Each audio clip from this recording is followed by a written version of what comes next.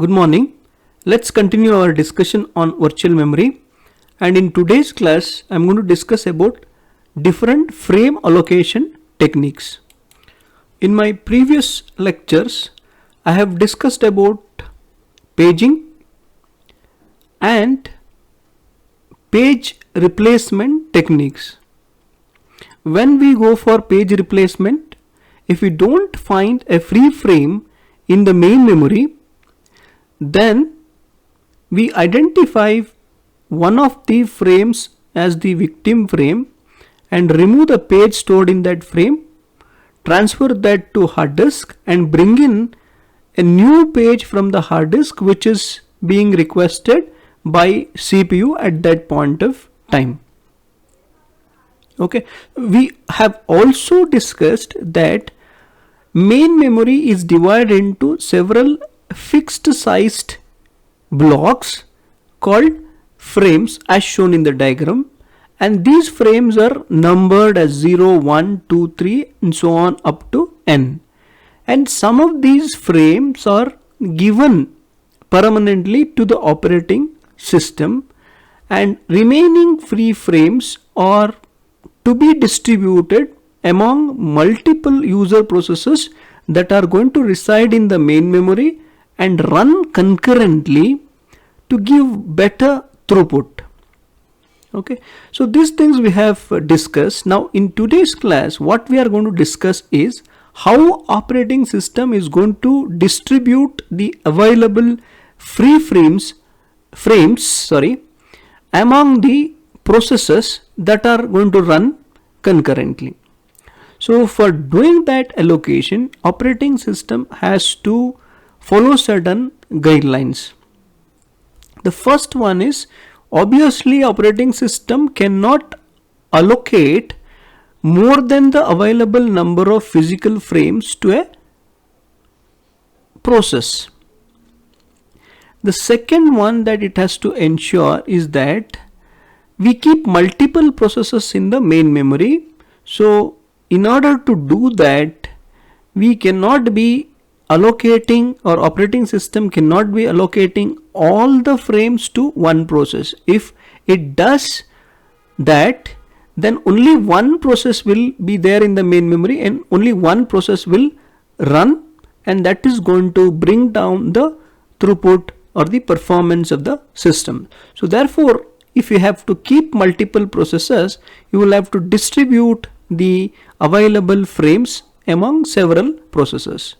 Now how is this distribution done? Is nothing but allocation of frames techniques. The next one is the operating system must allocate at least minimum number of frames to every process. Now what is this minimum number of frames? Okay, so if we don't allocate minimum number of frames to a process, then the process will start page faulting frequently and the process's execution time will increase. That obviously brings down the overall performance of the system. So therefore we have to allocate a minimum number of frames to a process. But what is this minimum number of process? It depends on lot of parameters which we will discuss in the later slides. But as of now, what we have to understand is if there is an instruction stored in some page P making a reference to page Q, and some data or address which is present in page Q makes a reference to another page R. So that means CPU at that given point of time is making reference to 3 pages. So if we don't allocate at least 3 pages to that process, then the process cannot run, because these are all active pages. So process cannot proceed. So it will be requesting one of these pages and it will page fault. Okay, so that is the problem. So therefore we have to ensure that a process gets at least minimum number of frames. This thing will become clear when we understand how this minimum number is decided by the operating system. So having understood these things, now let us look at different frame allocation algorithms that are popularly used in several operating systems. So basically there are three different allocation algorithms. I'm going to discuss all of these elaborately. I have just listed them here. The first one is the equal allocation algorithm, proportional allocation algorithm. The next one is the priority based allocation algorithm. The allocation here means that the allocation of frames to the processes. So let us now take up this equal allocation approach or equal allocation algorithm and see how frames are allotted to multiple processes in this case. Let's try to understand equal frame allocation algorithm. In this case, simply split m available frames among n processes. That is, each process gets m by n share. Now let's try to understand this with this example. Let's consider there are 62 frames in the main memory, each of size 1 KB, and there are two processes trying to come into the main memory with the memory requirement 10 KB and 127 KB. Okay, so we have two processes with requirements like this, 10 KB and 127 KB. Okay, so if you have to bring all the pages of this process into the main memory, then you would need 10 pages. If you have to bring all the pages of the process, this process, you would need 127 frames. Obviously we cannot allocate 127 frames because we only have 62 frames, right? So this is our first guideline to the operating system. Operating system cannot allocate more than what is available. That means in this case we only have 62 frames, so we cannot allocate 127 frames to this process. Now how do we decide how many frames have to be given to these processes? In equal allocation approach, it is very simple. For the first process, what is m? We have 62. Okay, and we have two processes, okay, that are trying to coming into the main memory. So therefore we divide, this is m and this 2 is n. We simply divide this 62 by 2. What we get is 31, and we decide to give 31 frames to process 1 and 31 frames to process 2. So if you look at this closely, the problem associated with this approach is the first process wants only 10 frames to bring all its pages, but we are over allocating frames. In this case we are giving 21 more frames to this process which are left unutilized by this process. Okay, so this is not an efficient way of allocating the frames, hence this is not practically used.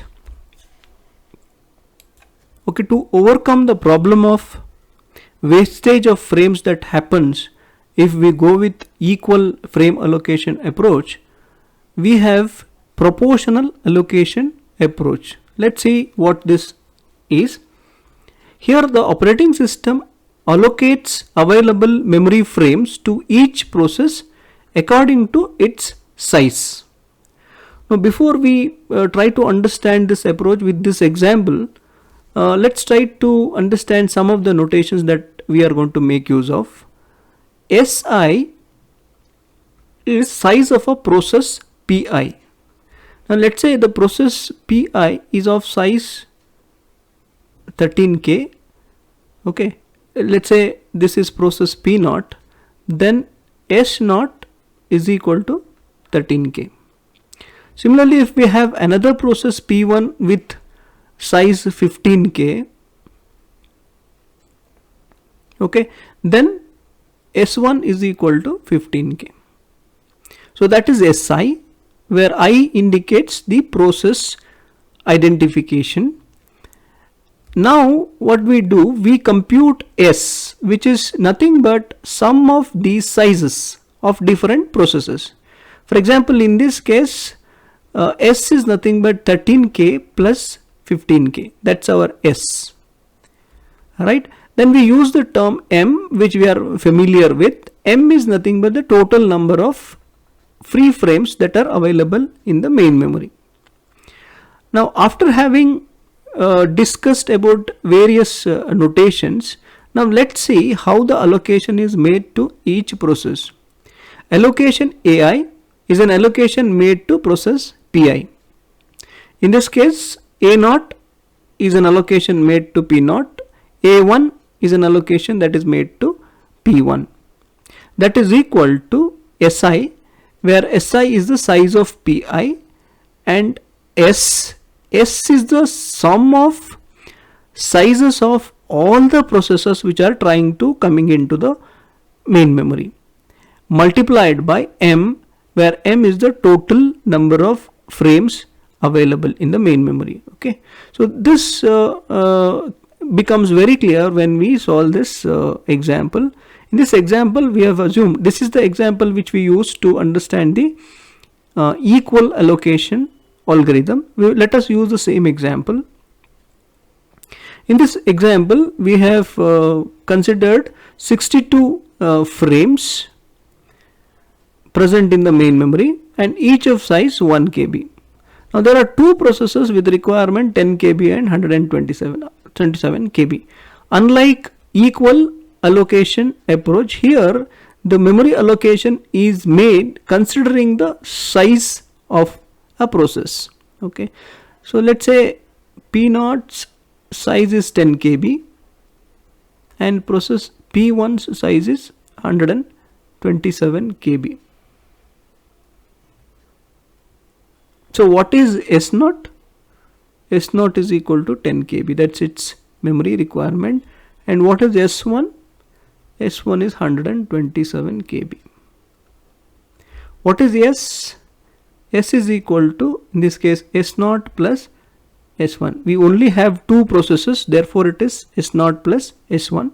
So that is equal to 137 KB. Now how is the allocation made? A0 is the allocation made to process P0, that is equal to S0, S0 is 10, divided by 137, that is S, multiplied by M. What is the value of M? 62. So this is equal to 4.45 something, so you can take it as 4. So what is the allocation made to process P1? That is equal to its size, that is 127, divided by S, that is 137, multiplied by 62. So that is equal to 57.5. Either you can take that as 57 or 58. Here we have 62 pages, so you can take it as 58. So operating system decides to allocate 4 frames to process P0 and 58 frames to process P1. This is how the allocation is made, and it is proportional to the size of a process. Whether it is equal frame allocation or proportional allocation, we will have to ensure that a process gets minimum number of frames that it is expecting. So unless that happens, the process is going to take more time to complete its execution. That has to be kept in mind. Okay, in both these approaches, whether it is equal allocation or proportional allocation, all the processes are treated equally. So if there is a process which is having higher priority than other processes, then what should be done? So it will also be treated same as the process which is having the low priority. That cannot be the case. Let's see how this situation can be addressed. So we have another allocation mechanism that makes the allocation of frames based on the priority of processes. Okay, like I said, in the previous approaches that we discussed, a high priority process is treated the same way as a low priority process, which is not acceptable. So what happens here is, we use the proportional allocation scheme itself, wherein the ratio of frames depends not on the relative sizes, instead on the priorities of the processes. I hope you could follow. Otherwise, let us take this example and understand this clearly. Let us assume that there are three processes, P0, P1 and P2, and P1's priority is 1, P2's priority is 2 and 3. Let's also assume that this is the highest priority. Higher the integer, higher is the priority of that process. So therefore the P2 is the one which is having highest priority, then P1 and then P0. So therefore, according to our discussion here, P2 should be given preference and should be given more number of frames compared to P1 and P0.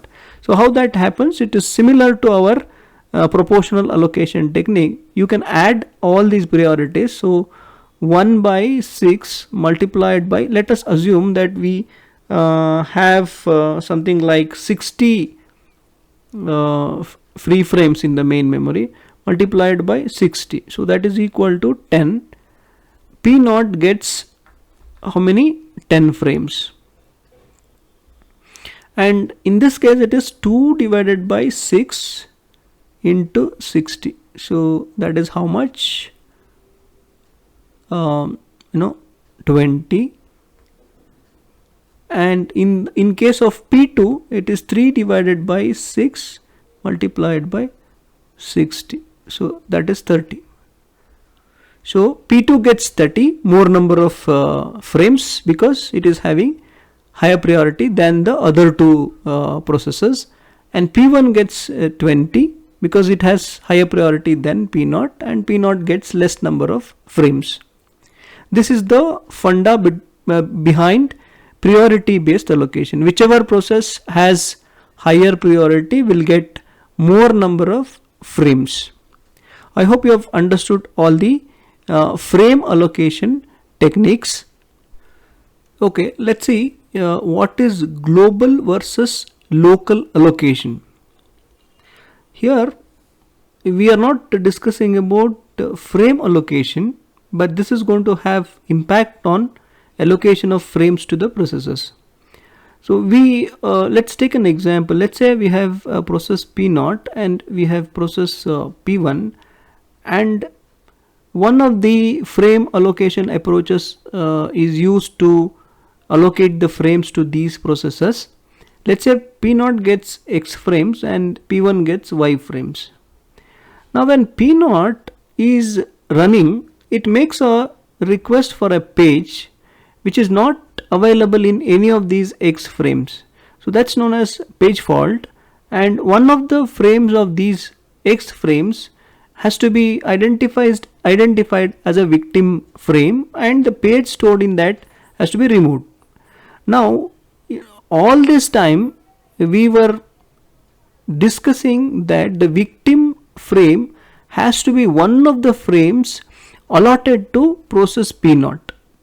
Similarly, when P1 is running, if it makes a request to a page which is not available in any of these Y frames which are given to this P1, then it has to identify one of these Y frames as victim frame and take out the page stored in that victim frame.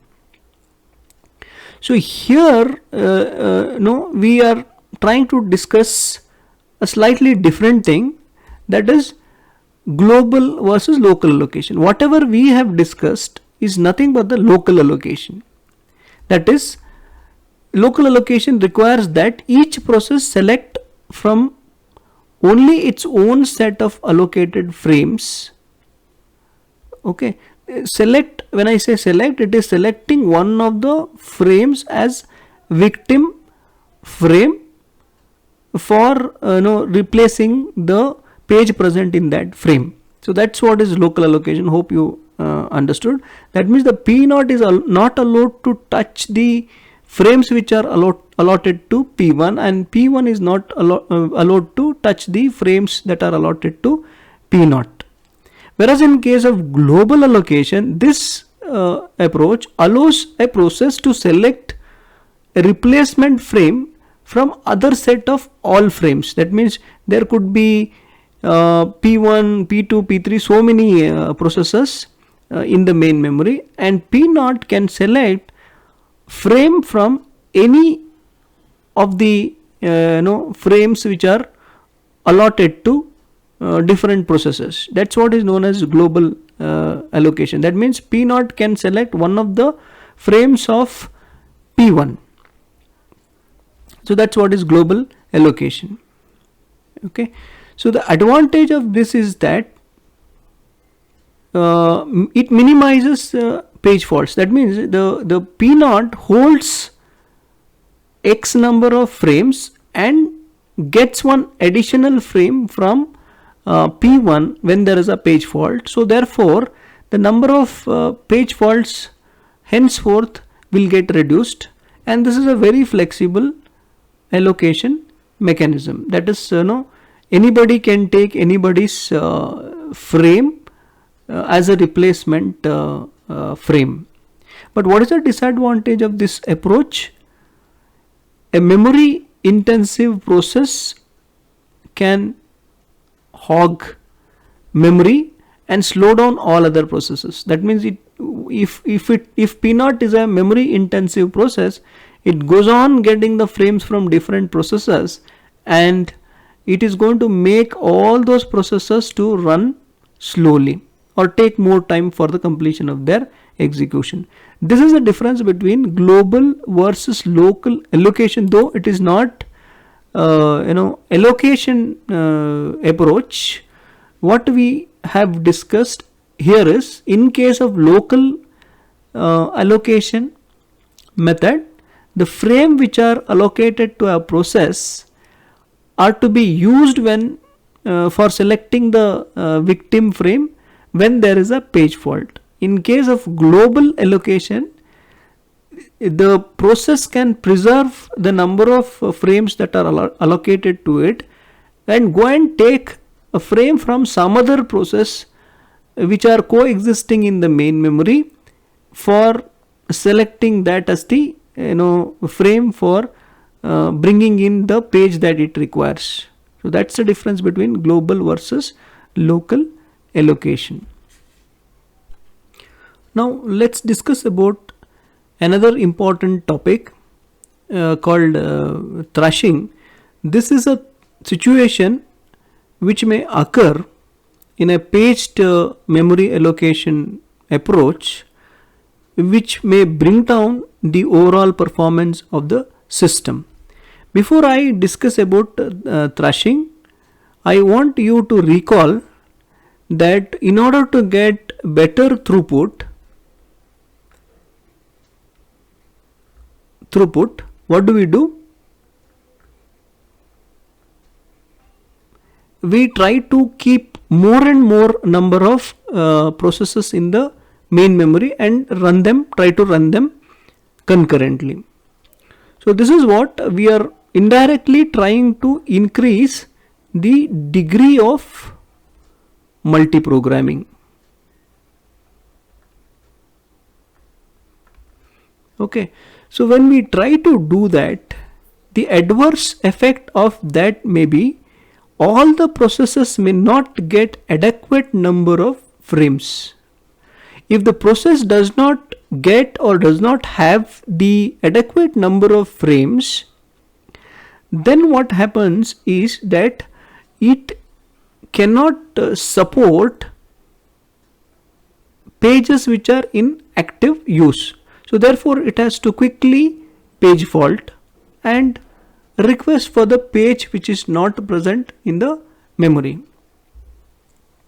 So at this point of time, what operating system has to do, it has to replace one of its pages and bring in the new page that it has requested for. But when we do that, if all the pages are equally important, all the pages are active at that point of time, the page which goes out of the main memory should be brought in again. Okay, so the process starts requesting for that page again. Consequently, process faults again and again, replacing the pages that it must bring back in immediately. So what is happening is, it had some, let's say it had some 3 active pages and it wanted fourth one. In order to bring that fourth one, it had to sacrifice one of these active pages. If it does that, then it cannot proceed, so it will again request for that page. To bring that page in, one of its pages has to be removed and it will again request for that page. So this process continues. It will page fault again and again, and this situation is called thrashing, and the overall execution time of that process is going to go high. Now this is in case of local allocation, that is if you are not allowing the process to take the frames from the other processes. Now this problem may occur when you go for global allocation as well, that I will discuss in the next slide. Okay, we got introduced to thrashing in the previous slide. Let's discuss about thrashing elaborately, and let's try to look at it from a slightly different perspective. So we know that operating system always tries to keep the CPU busy, that is, it monitors CPU utilization. If CPU utilization is found low, one way of improving the CPU utilization is bring more processes into the main memory so that the CPU utilization goes high. That is, we bring in more processes to the main memory, thinking that one of those processes will use the CPU at any given point of time and the CPU utilization goes up. So in other words, we can say that operating system increases the degree of multiprogramming by introducing one or more processes into the memory. Here the assumption is a global allocation method, that is, any process is allowed to get the frame from other processes when there is a page fault. That's the assumption. Now let's try to draw a graph showing the impact of increasing the degree of multiprogramming on CPU utilization. Let me put degree of multiprogramming along x-axis and CPU utilization along y-axis.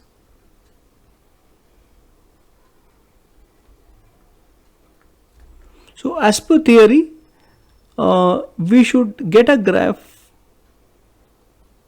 something like this, which means that as the degree of multiprogramming increases, the CPU utilization would also increase. But in reality, what happens is, when more and more processes are brought into the main memory, the processors start taking the frames from other processes, and all these processes get queued up for paging device. So that is, all these processes tries to bring the required pages from the hard disk into the main memory and swap the pages out of main memory, some of the pages out of main memory. So to do that, they need paging device. So all of them get queued up for paging device. Now you would see very minimal or no processes residing in the ready queue at all, which means what, the CPU will not have any process to execute. So again, operating system sees that the CPU utilization is low and it tries to put more processes into the main memory, thinking that the CPU utilization will go high. Okay, so this leads to lower CPU utilization, which means what, the processes are all waiting in the waiting queue for the paging device, and new processes which are coming in would also try to take the frames from the running processes. So if they have to take the frames and then swap in and out their pages, they also would need paging device. So the length of the waiting queue would increase and there will be no process in the ready queue. This further brings down the CPU utilization. So in reality, when you see the graph plotted versus CPU utilization versus degree of multiprogramming, after certain point of time, the CPU utilization starts coming down. Okay, so this is called thrashing. Now in the next slide or in the next couple of slides, let's see how this thrashing can be controlled using some of the approaches. Now let's discuss about one of the techniques used to control thrashing. This is called working set model. This model also gives us an answer for the question, how many minimum number of frames to be allocated to a process at any given point of time. Let's try to understand this technique. This model uses a parameter called delta, which defines working set window, and this is a moving window. That is, this window moves from time to time. Let's understand that. To understand this model, consider a reference string shown here. Suppose if I take the value of delta as 10, it means that we are going to examine 10 most recently accessed pages to determine the working set. So in this case, at time t1, we are going to examine these 10 most recently accessed pages to compute the working set. So we have reference made to page 2, 6, 1, 5 and 7. So these page numbers will come in our working set at time t1 for some process P. Now it means that this process has to get at least 5 frames to continue its execution smoothly.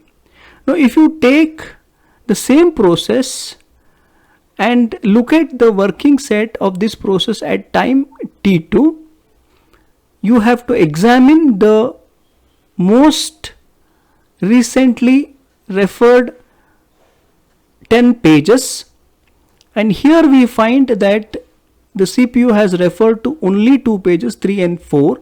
So therefore the working set becomes 3 and 4 at time t2 for the process P. Now this process now just needs only 2 frames to continue its execution. So this is how we determine how many minimum number of frames are required for this process to run. Next, if we can determine the working set size. What is the size of the working set here? It is 5. What is the size of the working set? In this case, it is 2. If we can determine the working set size of a process I at any given time t, we can compute the total demand for frames by computing the working set size of all the processes which are there in the memory and adding them. So this D gives us the total demand for frames. So if D is greater than M, it means that the processes are trying to get frames, number of frames, which is more than what is existing in the memory. So this means then the thrashing will occur. Now to control the thrashing, operating system has to suspend one or more processes. Now if we do that, then the degree of multiprogramming will marginally come down, but there will not be thrashing. So thus we can control thrashing using this working set model. Okay, so as and when the CPU utilization goes low, we can bring in more number of processes, and when we see this D becoming greater than M, we can suspend some of the processes which could be restarted later. Thus we control thrashing, and we ensure that the throughput will never go down and the performance of the system is better at all the point of time. The major drawback of the working set model approach that we discussed is that at regular interval of time we need to find the working set size of all the processes to compute D, that is the total demand for the frames. At any point of time, if we find that this D going beyond M, which is number of frames available in the memory, so we may have to identify some of the victim processes and suspend them for the time being and restart them at later point of time. So this is a very tedious task. Therefore we go for a straightforward approach called page fault frequency method. So we know that when there is thrashing, the page fault rate will increase. So we a priori fix an upper bound and a lower bound to the page fault rate. Now if the page fault rate of a process goes above the upper bound, it means that the process needs additional frames. So we allot one or more frames to that process so that the page fault rate related to that process comes down. Similarly, when the page fault rate of a process goes below the lower bound, it means that the process has more number of frames than required. So we take away some of the frames and give it to new process which is waiting to come into the main memory. So thus we are increasing the degree of multiprogramming, which may lead to better CPU utilization. Now the question is page fault rate going beyond upper bound and we don't have any frame to allocate to a process.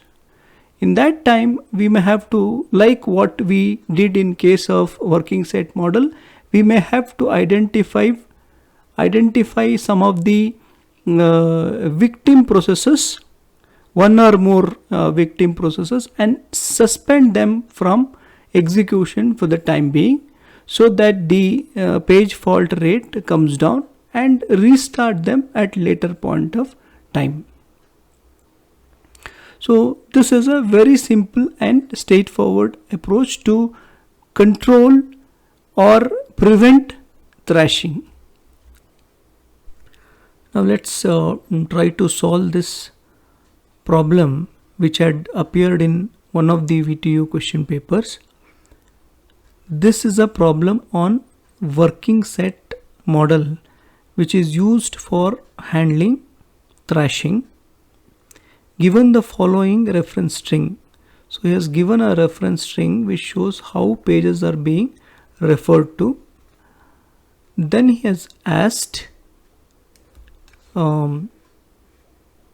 determine the working set at T1, T2 and T3. T1, T2 and T3 were also given with delta is equal to 9, where delta represents the working set window. So we will have to examine most recently referred 9 pages at T1, T2 and T3 to create the working set. Okay, so now let me rewrite the given reference string here.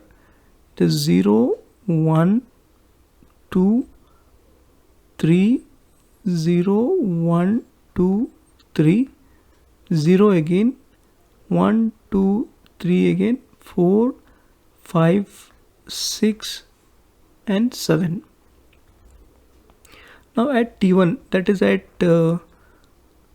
this point. Now you will have to look at 9 most recently accessed pages starting from here. 1, 2, 3, 4, 5, 6, 7, 8, 9. So that is from here to the beginning. Now this becomes the window, that is delta. From here to here is delta, which comprises of 9 page references. This is T1. So let me write WS of T1 here. That is equal to, you just have to tell me what are the pages which are referenced. 0, 1, 2, 3. There is a reference for 0 again. So I'm not writing it here because the page is present in the main memory. Then there's a reference to 1, 2 and 3 and 0. So this becomes my working set at time t is equal to T1 for this reference string. Now let's consider T2 here at this time. Now we will have to consider 9 most recently accessed pages from here, that is including 5, 1, 2, 3, 4, 5, 6, 7, 8, 9. So that is still here.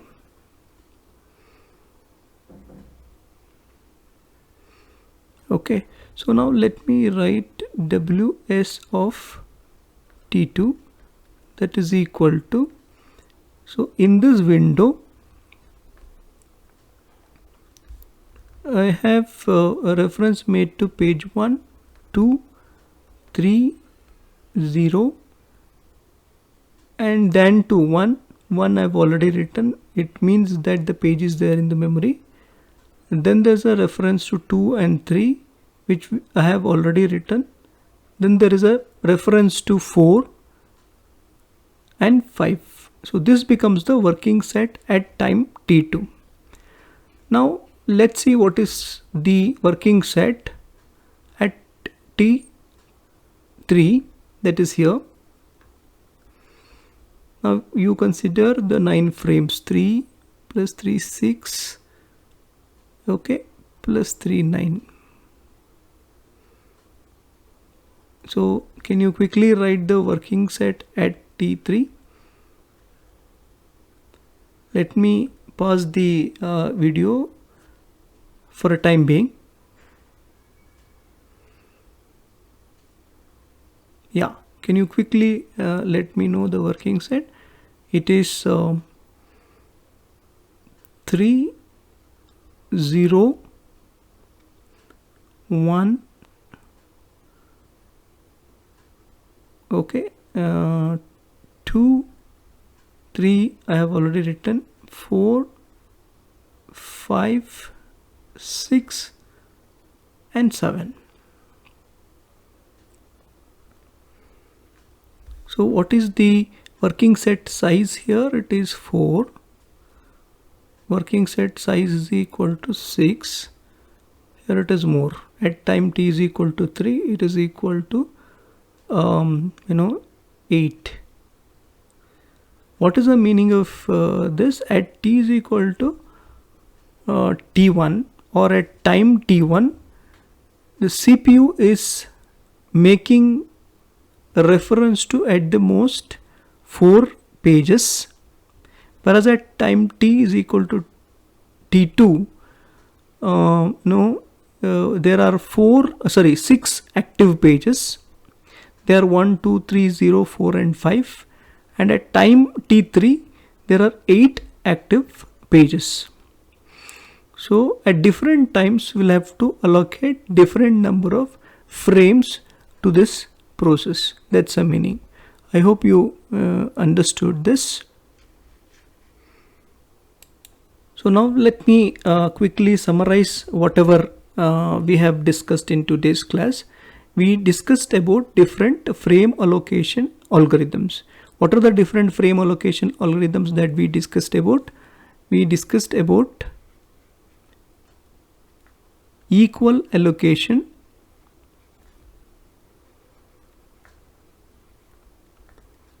proportional allocation,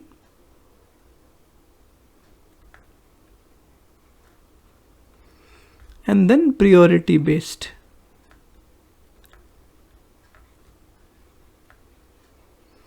These are the different techniques used for frame allocation. Then I discussed about thrashing. So this is a situation where high page fault rate is observed and high paging activity happens. So that is, the processes will not execute. Instead they spend a lot of time swapping in and swapping out their pages. So that is thrashing. And how do we handle thrashing? There are two approaches to handle thrashing. The first method is work set model, and the second method is page fault frequency technique.